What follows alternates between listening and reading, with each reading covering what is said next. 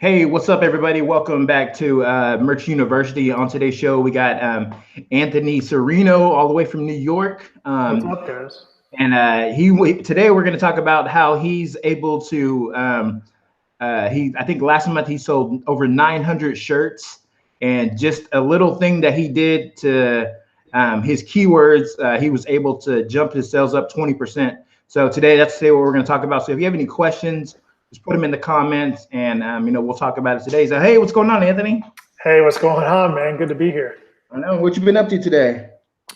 Trying to get some uploads in, but I've been slacking, to be honest with you, for a few weeks now. I barely get anything up, but so far so good. Kind of just taking a little breather before I really buckle down for Q4, even though it's here already. I should be focusing on a lot more, but it's so time consuming now because you're in the 6,000 tier too. Yeah. Is 500 uploads is like unreal, So I don't even focus on trying to max out anymore. I've never even hit the 500 uploads. I think the most I ever got was like 150. Man, that was like a crazy day. Yeah, same here. I think 200 was like the max, and that was like 8 hours. You know what I mean? It was like unreal. Totally. And what's your merch journey like? When did you start this? So I started June 2017, and actually, you and Margaret, right? You guys used to do, or you still do, obviously, like you guys do your chats and stuff. You guys are like one of the first videos I've watched when I first, got accepted to merch. So that's kind of cool. That's coming full circle. But I got involved right before Father's Day of 2017. I got fortunate to be like, oh, I got to put up some Father's Day shirts. Some took off, and that kind of like sparked my interest in it. And it seemed too good to be true at first, but then when you start making a couple $100 a week on it, it's like, this is working. So that's kind of cool because when I started back like the year before, I was doing Father's Day shirts were like my first like 10 sales. So I was excited. Yeah. You know what? I mean, at first, I definitely think people should chase the holidays and the trends, to get out of the lower tiers. I even bought myself out of the 25 tier and then ultimately the 100 tier.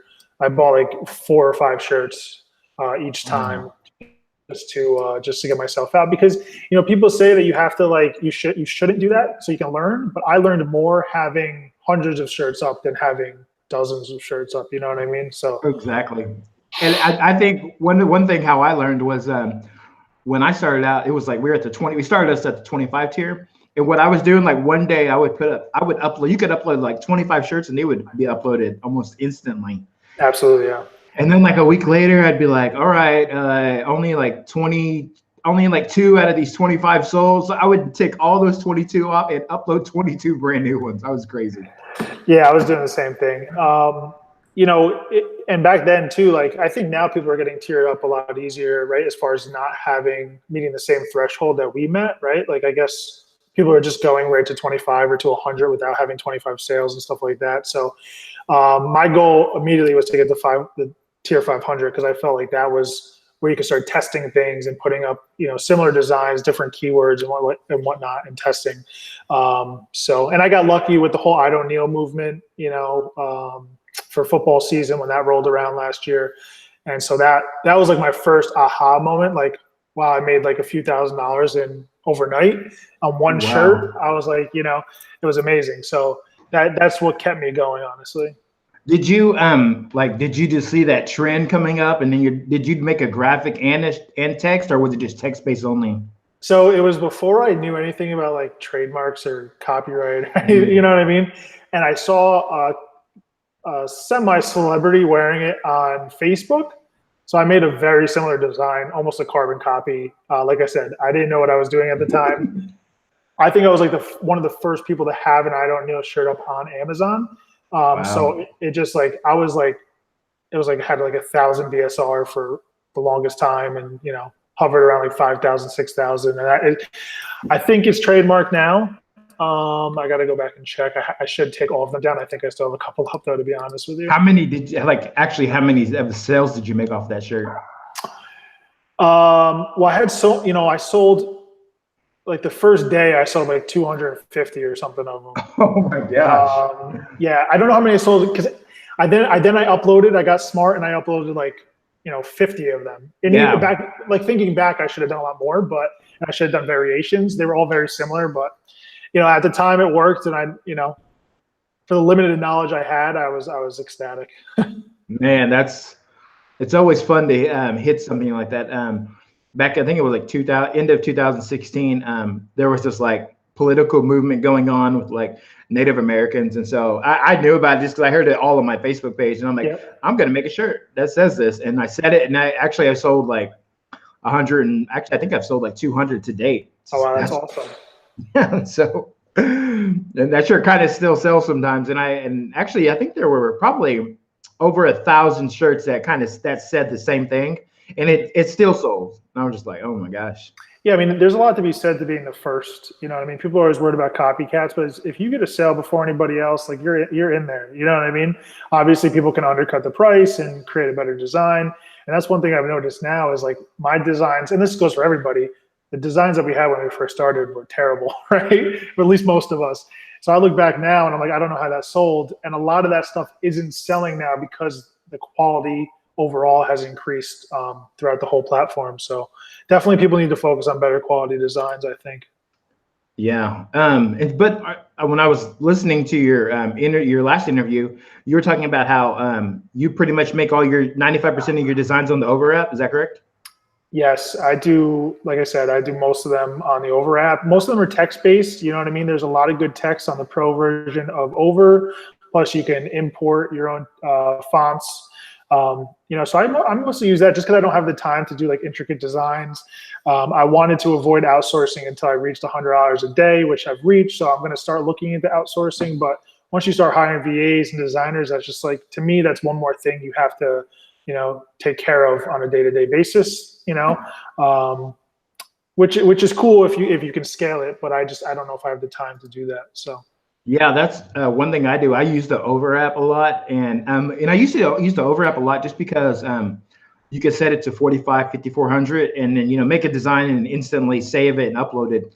But now I use I use both. I use the Vintage app also, the Vintage Design app. Yep. Now they make it where you can do 4500 by 5400, and then you could just straight upload from there too. So man, I love that app. That's the Vintage Logo app, right? Yeah, the Vintage Logo app, and I just made like a full course on it. I just posted it the other day, but yeah, I'll have to check that out because I've dabbled with that app before. I've just always stuck with Over, but I have seen that. There's a couple other apps I use. I'm trying to find it. One to distress that's really good. It's super simple. Where is it? I think it's just called Photo. Yeah, it's just called Photo Distress. It's like a blue and orange icon on the iPhone. It's awesome. There aren't many options for distressing it, but it's very easy because you can just do it on the phone. Yeah. Oh, cool. Because I always look for something like that. That's pretty cool. Yeah. The reason why I like the phone is because it's almost like a business in a box. You know, like you hear that phrase before. Absolutely. Yeah. You could be anywhere. Yeah. Well, that's why I've kind of had like a little dream to like make this, you know, $10,000 a month business for my phone and be able to like market that, you know what I mean? But at the end of the day, like I do most of my uploading from the computer. So I just airdrop all my images to my Mac and then upload from there. Cause it's really hard to upload to the phone in any sort of quantity, you know? Yeah, it takes a good bit. I mean, even when you push upload and select a picture, it takes a good minute for it just to even appear on there. And if you like get off of that page, it's not going to upload it. So no, absolutely. So yeah, I kind of do that too. I can save them and then I can upload them later. So yeah.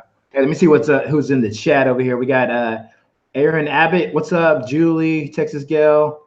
Julie, let's see here. Ollie, he says that he likes you. Matthew Pate, what's up, Lord Ahab? Yeah, they've been Matt said that he's been using that photo distress since last year. So yeah. Yeah, it's awesome. I think everybody should check it out. I wasn't even going to say anything about it because it's like I felt like it's a little secret, but yeah, it's awesome. It streamlines the distressing process. I distress most of my designs and text. I will do, if something starts to sell, I'll test doing non-distressed.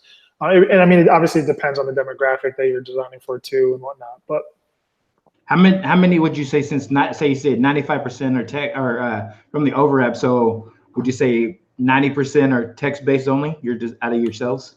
Now, yes, but when I first started, it was mostly like graphic and some text. Now it's primarily text. It's very simple. Like, I can't even stress how simple some of my text designs are. And I'm sure we'll get into this more. Is like, I think it really comes down to keywords. And as long as you use the right typography and the font selection, it doesn't really matter how simple it is. It just has to appeal to someone's emotions, whether that be a milestone event in their life or some niche thing, like, you know, some animal they love or something like that. So yeah, actually I was noticing on the Over app. I tried it one time. I got the pro subscription. Yep. And you can use all of their images pretty much for, you know, as long as you have that subscription, you know. So you have to be careful though, because if you notice, if you search for images on there, yeah, you will oh yeah, you'll see like Sega stuff, or, you know, like Sonic the Hedgehog or something. oh You know yeah, what I mean? yeah.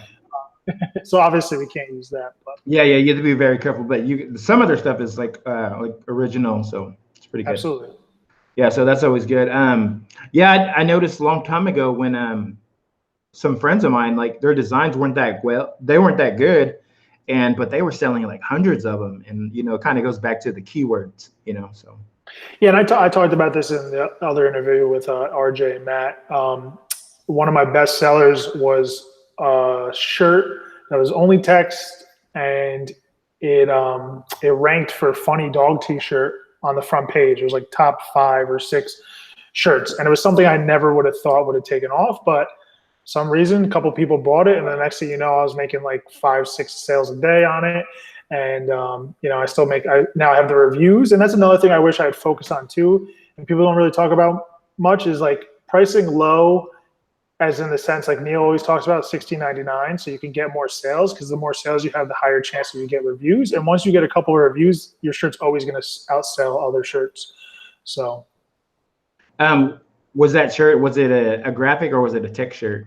it was literally just text that took me 2 seconds to make. I saw it on like a mug somewhere in like a gift shop. Wow. And I just put it on, and that was it. So That's awesome how that happens. So let's get into this keywords, because so you said that now, so last month, how many sales did you have? 900, you said? I had just over 900 last month. Yep. Wow. And so what made you switch from, and it had to do all with keywords? And you know what, that's like one of the most still topic, I mean, I would say for the past 2 years, like anytime I put up a poll, like about, you know, what do you guys want to learn? And it's like keywords. Yeah. And since I've been doing my research, I'm like, what I would notice was like, okay, I would see a design on the shirt. Maybe I would see something on the shirt, you know, and maybe it would even say the phrase on the shirt. But when you would look at the top selling, and you'd feel like, oh man, this shirt's selling a lot.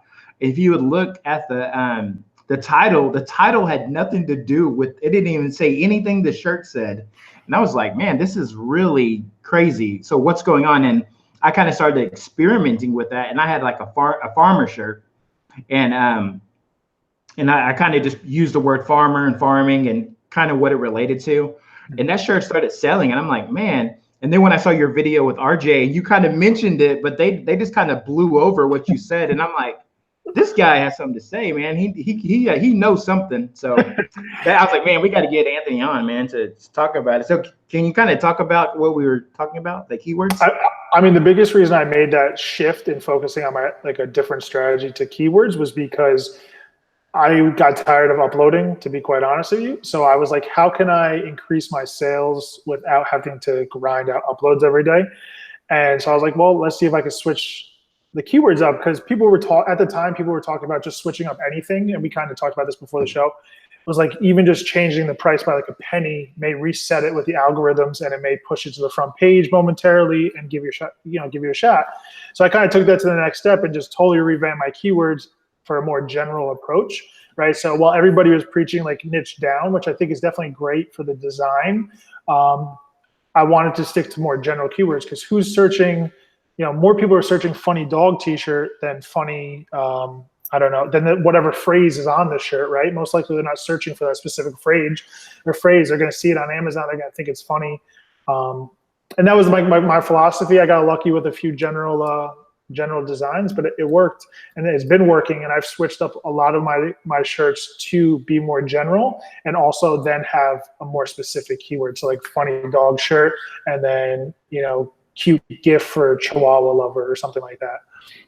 Wow, that's a very basic, but I can see how it works, you know, because and actually a lot of people kind of tell you not to do that, you know, and I don't know why they tell you that when and you've definitely seen a crazy uptick in your sales by doing that. So Absolutely. You know what too is like I in the bullets I'll put whatever's on the shirt, right? So no, it's still going to rank, right? For if someone searches that phrase, most likely it may not be as high if like my brand and my title aren't that phrase, but I'd rather have a chance at it ranking for a more general phrase so I can make more sales. Maybe that's more of a gamble, but it's what's worked for me. And so far, so good. So, it may change, but I kind of, when I was looking into Etsy, I got started with Etsy. I was looking into a lot of how their system works for keywords. And I've tried to apply that to Amazon because I figured it couldn't be too much different. And I know Etsy really placed a lot of emphasis on like exact long tail keywords, right? If I'm not mistaken. So I try to just, do that for Amazon as well. so for like a brand, say you have a dog shirt and a dog phrase or whatever that may be. So for like the brand, what would you put for the brand? So originally I was doing like my general brand and then doing like the niche keyword like dog and then apparel. What I was talking to some people about is like, obviously then you could search your general brand. It's easier to copy everybody's, so I don't like that. I do like that if someone sees a funny dog shirt that I have, they can click on my brand and they see other funny dog shirts that I have or funny animal shirts. So I think there's a benefit to that as well. I haven't really noticed though that people are doing that because I figured, obviously we can't track the customer, which is why I like Etsy so much, is that we can retarget and whatnot. I don't know if it benefits or hurts more, to be honest with you. But right now I'm switching to more like just general. Like I have birthday shirts. I would just do like funny 40th birthday shirts and gifts for the brand. Wow. And then so for the title for like a 40th birthday shirt, what would you say for that? Would you say, what would your title be? So like I had one that was selling like probably 6 or 7 a day, and it was literally just like funny 50th birthday shirt, gift for 50-year-old. And all in the title. All in the title. That was it. Yeah. And it was, but I didn't have anything about the phrase that was on the shirt or anything. It was part graphic, nothing. So, and I don't know. To me, it's worth taking the shot. I'd rather do that. I mean, maybe it's not good in the long run, but definitely for like, bigger things like that, because everybody's putting up 50th birthday shirts, right? So it's definitely hard to rank, I guess. And then for the bullets, you just put like whatever it said on the shirt, exactly what it said, and then. Yeah, I definitely, 100%. I definitely, I use a very like boilerplate bullet point system, right? Like I pretty much copy and paste a very similar bullet point into each one. And I'll just, as I'm going, I'll just kind of use common sense and put what I think would relate to that niche. I don't, everybody talks about research, and I do research as far as the actual design that I'm going to do, but for the keywords, it's a lot of just like common sense stuff. That's pretty cool. Do you put a description also, or do you leave that blank? I just copy my boilerplate bullet point into the description.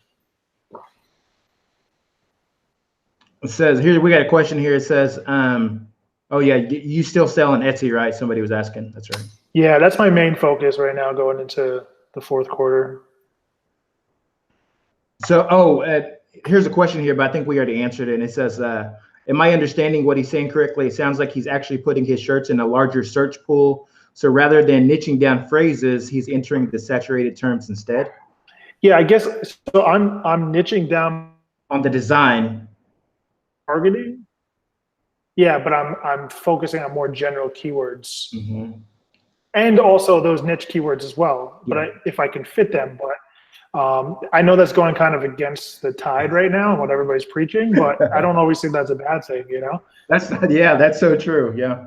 There's no wrong way to do merch unless you're copying people, unless unless you're just putting up absolutely. There's no wrong way to do it. Whatever's making you money and you enjoy doing it that way, God bless. And then the biggest thing is just consistency and uploading. I noticed my biggest uptick in sales has always been when I'm consistently uploading, right?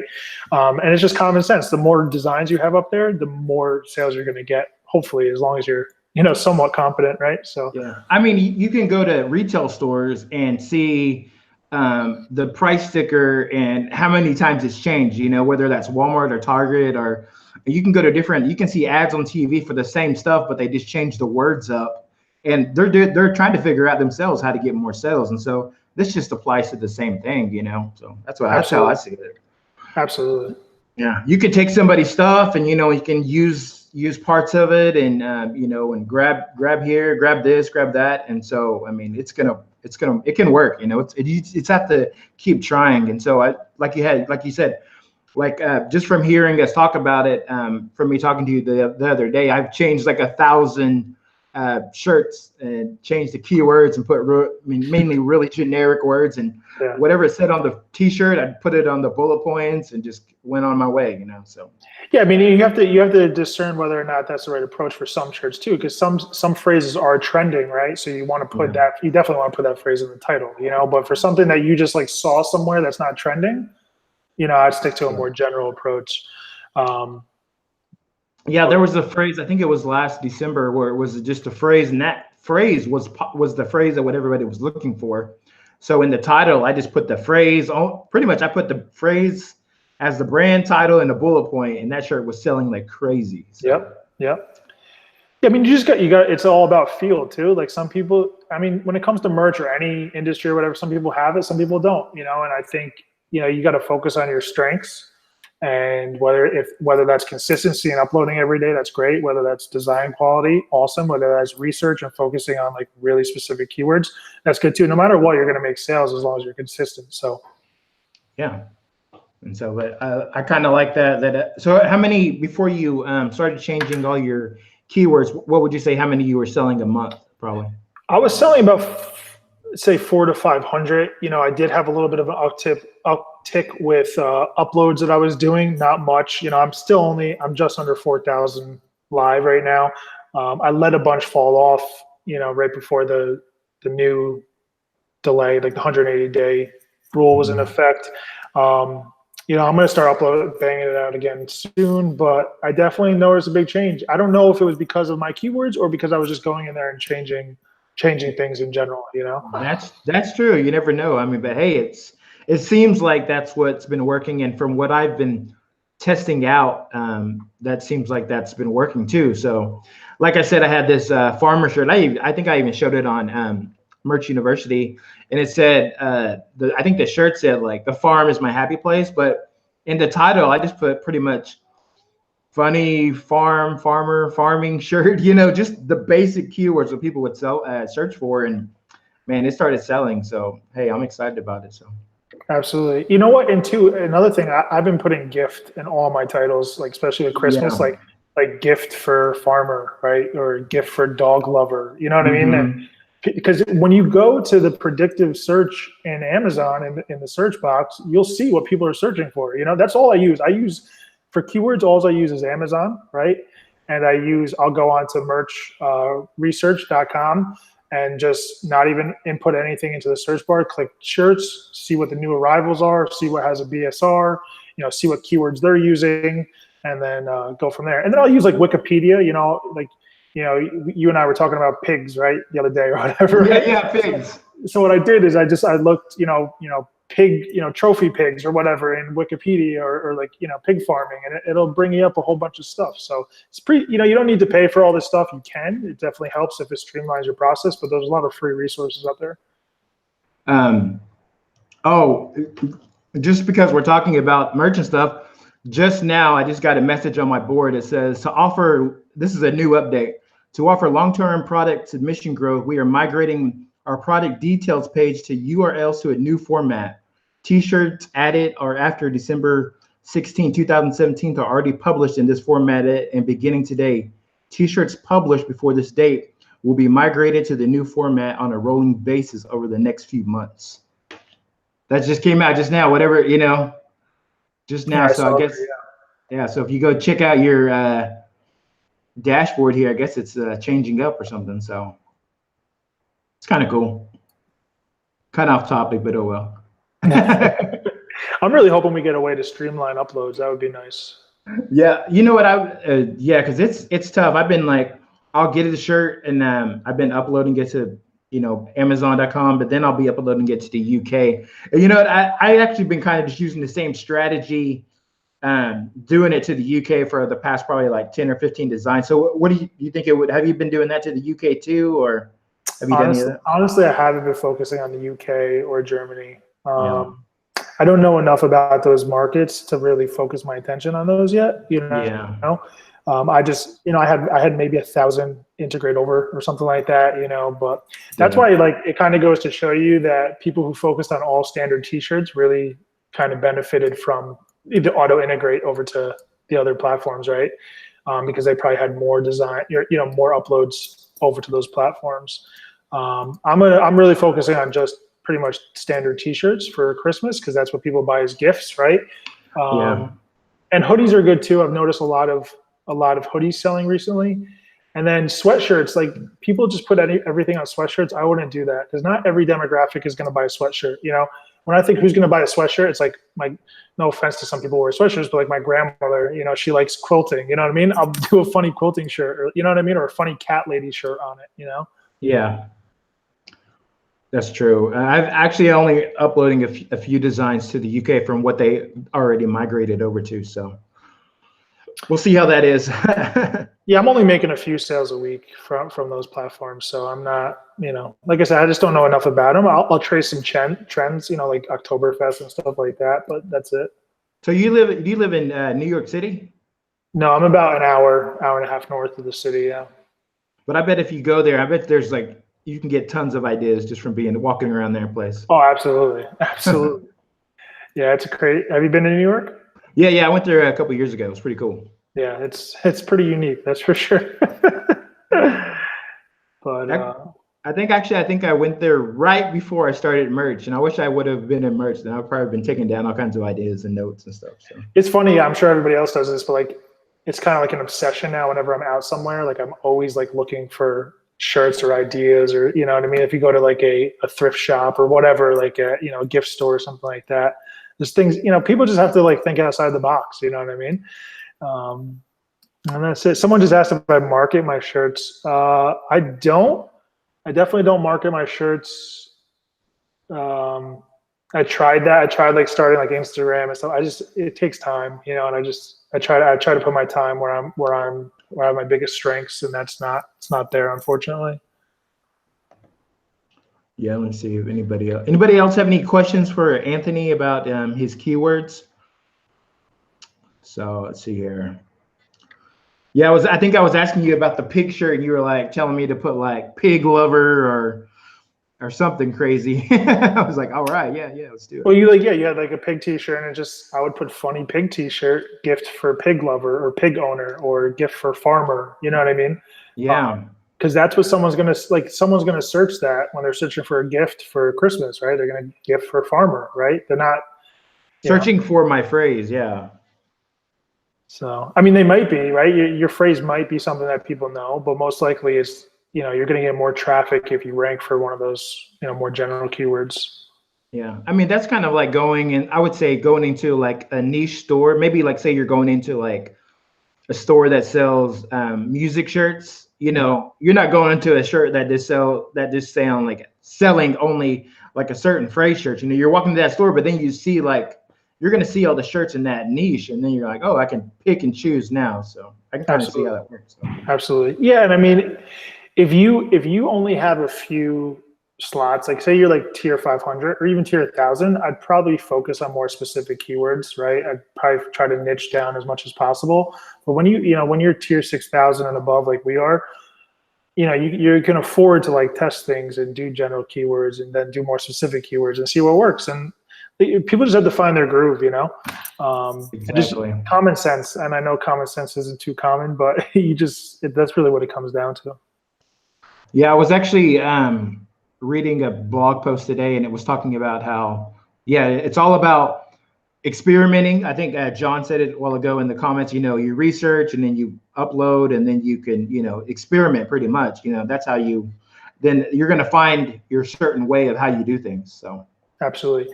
And this is a little off topic, but whoever is not focusing on Etsy should definitely be on Etsy, in my opinion. It's funny because I started merch right before Father's Day 2017. I started Etsy right before Father's Day this year. And off of like one shirt and one mug, I made $2,000 in a matter of like 2 weeks. And once again, just got fortunate with, catching a trend for Father's Day. And, there's definitely a lot more customer service. If you're using Printful, there's a lot of delays in shipping and stuff like that. But I was averaging $10 a shirt, right? So, you can't beat that. Diane, yeah, we already answered that, Diane. But yeah, he says he uses gift in every shirt. Do you put birthday gift in there too? Is in the title? Yeah, in your title. It really depends. Like I won't do it for every shirt, but if it's a shirt that someone would be more likely to buy for a gift than for something they buy for themselves, I'll put gift. I don't put birthday gift. I just put gift, unless it's specifically for a birthday. Okay. So if it's particularly for some niche like Christmas, you could put Christmas gift or something like that. Yeah. Absolutely. As we get closer to Christmas, I will be putting Christmas gift in a lot of my titles, most likely. You know what? I was listening to this one seller. I think he's like the 20,000 tier, and he says there's one keyword I use, and I put it in every listing, and I bet it's gift. That's what I'm thinking it is. Right when he said it, I'm like, I bet it's gift. It has to be. It could be, because if you go to Amazon search bar, you type gift, you'll see, or gift for, you'll see it populate a bunch of suggestions, and I've searched for gift for dad before on Amazon or whatever. So. So she asked about, another keyword that I really like is stocking stuffer. And I really like it for pop sockets this year. So I've been putting stocking stuffer for all my pop sockets. Cause I think it's going to be awesome. Hey, that's pretty good, man. Stocking stuffer is good. You guys better write that down, man. That's a good one right there. The show's over. We're done. He's giving too much out. No, I'm just playing. No, you know what? At the end of the day, people are going to use it or they're not. Most people don't use the information, so I'll share whatever, short of showing you my designs or my shirts. But that one you sold on Etsy, was it a text-based shirt or was it graphic too? The shirt for Etsy that sold you made $2,000 on. Yeah, well, the 2000 was between the shirt and the mug. It was kind of split evenly. The mug was like text with a little graphic, and the shirt was all text. Okay, cool. Yep.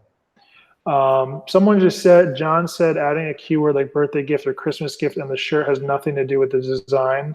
That will hurt instead of help. I mean, that could be true.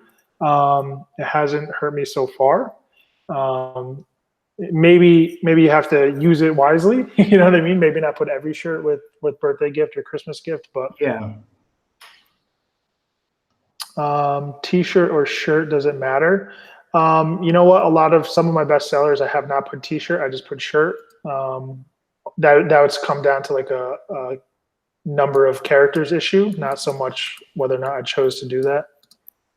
What would you put for say it was just like a witch or something for Halloween, and maybe it's like a witch and a broom and then a phrase? What would you put? Another guy wants an example, so what would you put? I mean, I would obviously put funny Halloween T-shirt, right? And then I would put like scary witch, or I might put like funny witch T-shirt, and then like if it's cute, I would put a cute witch, cute gift or witch gift or something like that. I don't know. It's tough for something like that that's already designed for a holiday.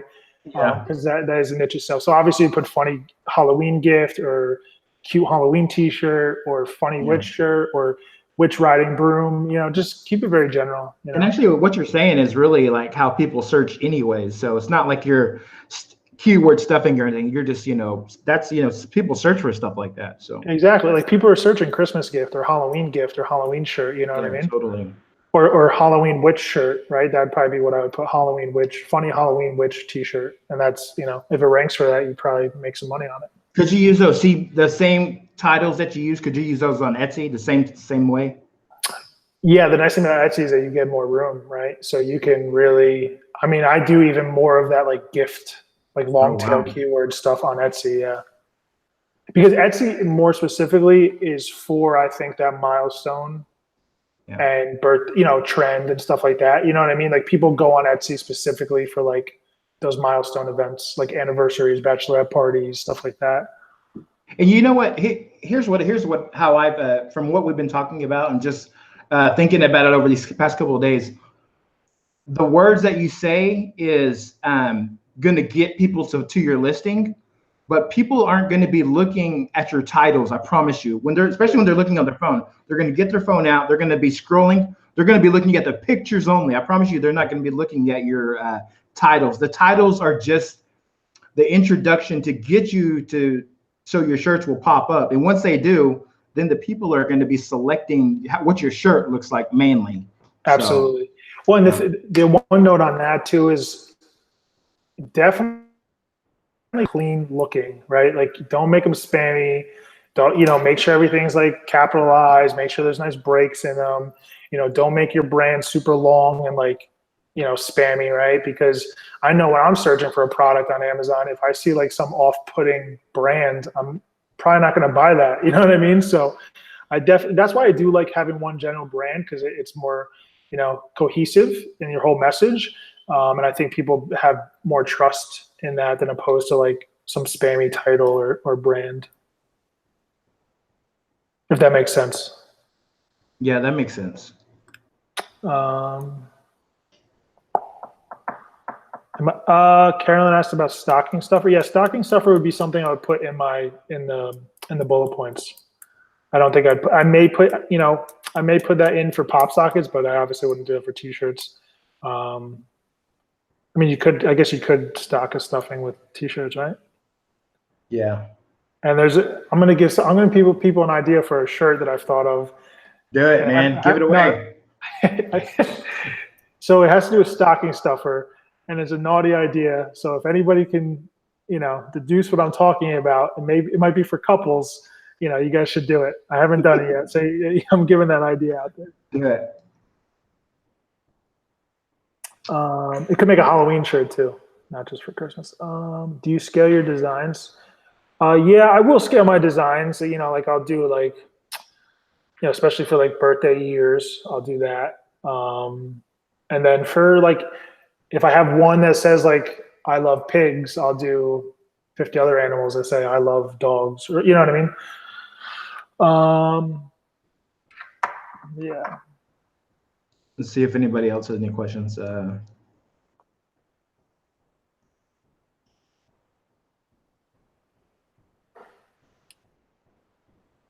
do you find your niches?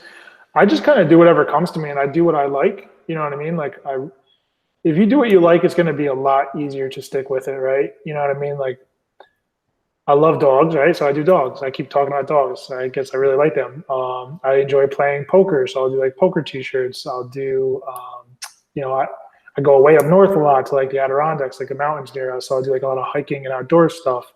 And if you stick to like a good, 5 to 10 niches that you really enjoy, you can expand on them and niche down. You don't need to do 100 different ones. I will, like some days I'll do 100 different niches, just like with simple text designs, whatever I'm feeling for that particular day. Yeah, I was listening to some other interview, and this guy was saying that he said pretty much like any hobbies that you do, other people are pretty much doing those also.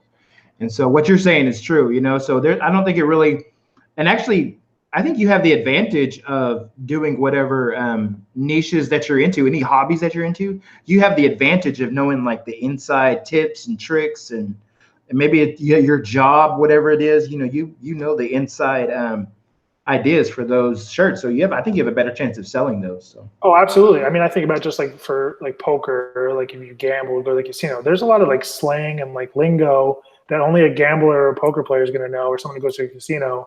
And someone who's just like looking, like someone who says, oh, I want to do a poker shirt that's not into poker, they're going to see those words and like, that doesn't make sense. I'm not going to put that in there. But when really that could be what someone's searching for, especially someone who's passionate about that particular thing.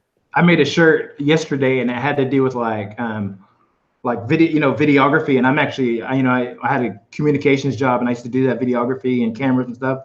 And I always used to, a couple of times I forgot when I go to like a big event. One time I forgot like an SD card, and I was like, oh crap. And then so like on the shirt I put don't forget the SD card again. You know, it's just funny. You know, if somebody saw that, they're like, I'm gonna buy that. You know, I can relate. You know, Absolutely. And I mean, that's where I like focus on my bullet points, right? I put more specific, you know, niche related keywords, slang, lingo that people would use, you know? yeah, totally. So you can do that. You know, you can any niche that you're into, any hobby that you're into. I would say make those shirts. You know, see if they sell because they do sell.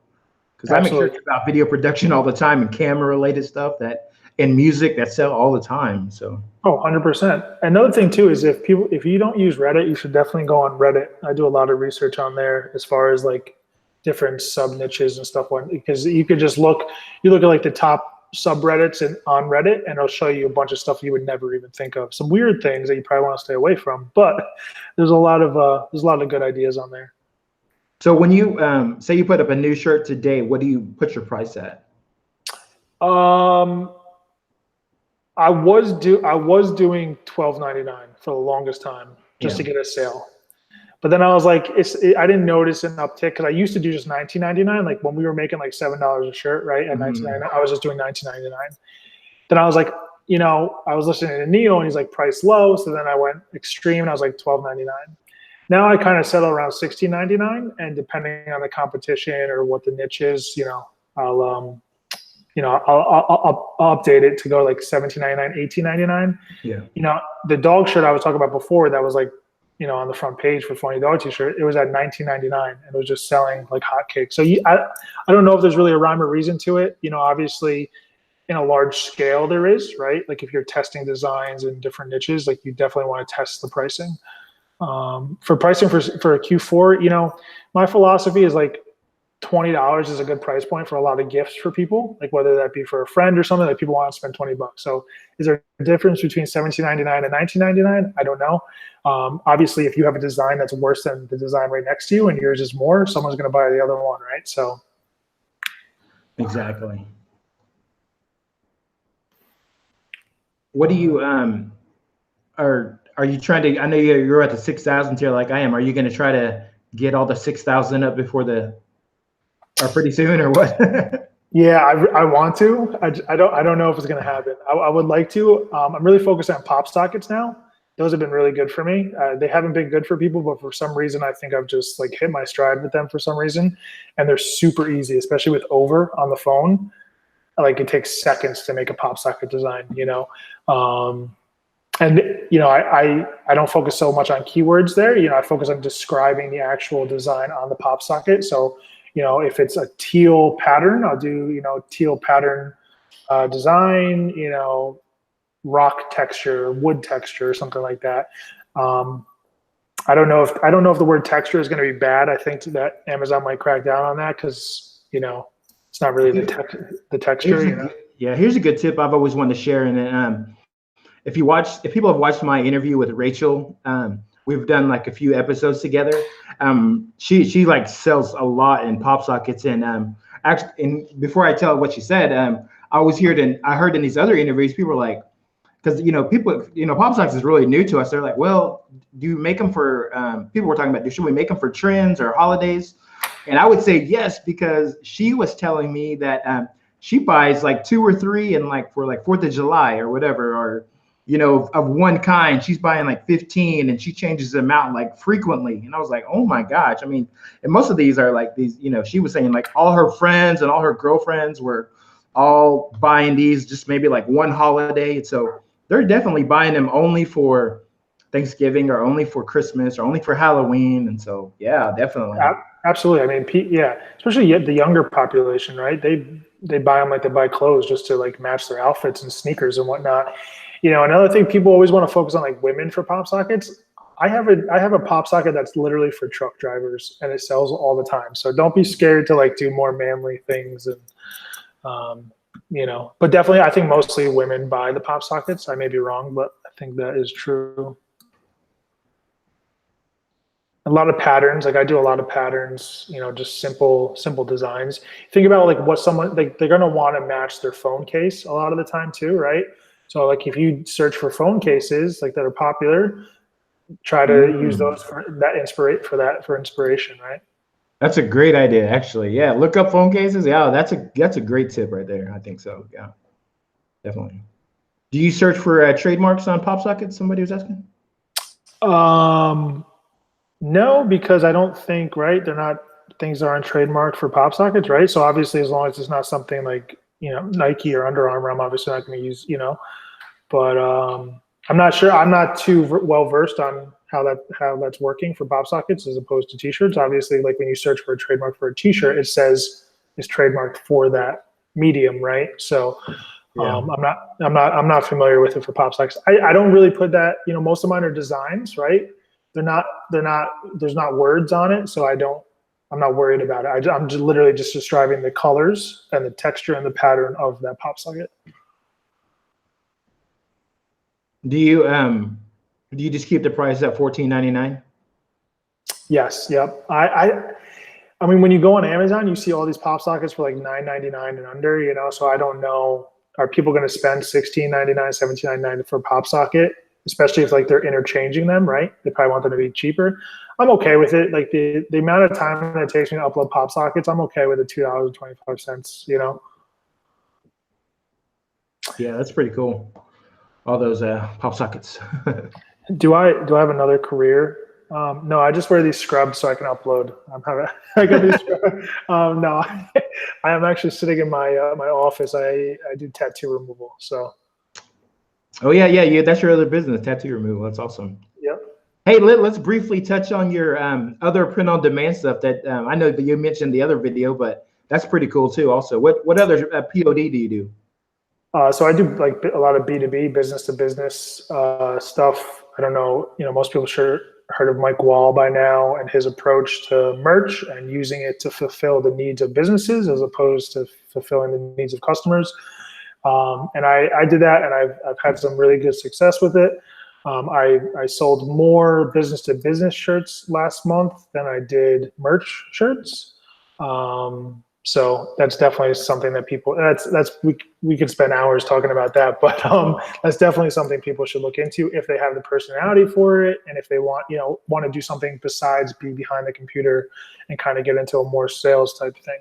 Can you give us like a little small case study of somebody you've talked to and how that kind of went? Yeah, so I have a big one that I've been told not to talk about too much because of the nature of the account that I have. But so one that I did recently was a nonprofit, and a lot of nonprofits do fundraisers, right? So I was invited to this fundraiser, and they were talking about shirts and how they were selling shirts. And I just offered the idea, instead of holding the inventory, why don't I set you up with a website that people can go? You don't have to carry that inventory. And then I'll just, give you most of the royalty, and I'll take a little percentage. And this way, it's a lot more streamlined. They loved the idea, and I ended up selling like 350 shirts in the matter of like 2 weeks for this golf outing. Right? It wasn't just people attending that golf outing; it was people that are just supporting the cause and stuff like that. I ended up donating all the money back because of my one big account that I have. I've been doing so well with, but it's just the possibilities are endless as far as the business to business sides go. And when I say business to business, it doesn't mean a company, right, per se. It could be a public figure. It could be an artist. It could be, I don't know, your friend who starting a YouTube channel. You know what I mean? Everybody needs t-shirts, and everybody likes to have their brand on their t-shirt. Like as a business owner, I love seeing products with my stuff on it, right? Like it just makes me happy, right? And that goes the same for everybody. So if you can fulfill that need easier than them like screen printing or holding inventory, you're definitely creating an easier solution for them. So that's cool. So you didn't even have to, you just used their logo and put it on a shirt pretty much, right? Yeah, for the golf outing, there was a little bit of a design element that I had to do myself for them. But then, they started out with t-shirts, then they wanted hoodies, then they wanted polos, then they wanted tanks, and I was able to do all that by using something other than merch, right? So I use Printful for that. There may be better solutions, but that's what I've learned so far. That's cool. But it just goes back to like how there's more than one way to do it, right? Yeah. If it wasn't for merch in the first place, I would never be in my position to do that sort of thing as far as business to business or other POD platforms. But people need to venture out, That's a cool, man. I'm glad you share that, because a lot of people always wonder how to do merch, and actually you can do that when you're just like on tier 10. You know, that's the cool thing about it, I think. You don't even have to be part of merch, right? You could Yeah. you could just sign up for Printful. You know, there's no wait time. Start a Shopify store, and you know, you could literally go down Main Street and knock on every business and talk to the owner. You know, you're gonna get a lot of no's. Believe me, I got a lot of no's trying to do it. But it's worth it when you hit one business. You know. Yeah, definitely. Hey, 300 shirts for one event for one time. Hey, that's pretty good, you know? Yeah, absolutely. And so, hey, man, I don't want to keep you. I know you got to get back to your business. So, but we already been almost an hour anyways. But hey, man, I think those keywords are great. And, you know, you guys want to try them out. You know, it can't hurt you. So. Absolutely. No, thanks for having me. And if anybody wants to reach out to me, feel free to message me on Facebook. I'm more than happy to help as much as I can. But please, if you do, ask me specific questions, because I'm very bad at just like giving general advice. So if you have specific questions, I'm more than happy to help out. Yeah, if you have any other questions, just leave them in the comments. If you're not a subscriber here, subscribe to this channel. Do you have a YouTube channel or anything? Or I do not. But I will soon. So when that happens, we'll get back in touch. Okay. Yeah, man, this guy needs one, man. Give everybody, we can put send all the subscribers over there to you. So yeah. All right, guys. Thanks for watching, and we'll talk to you later. See you later, guys.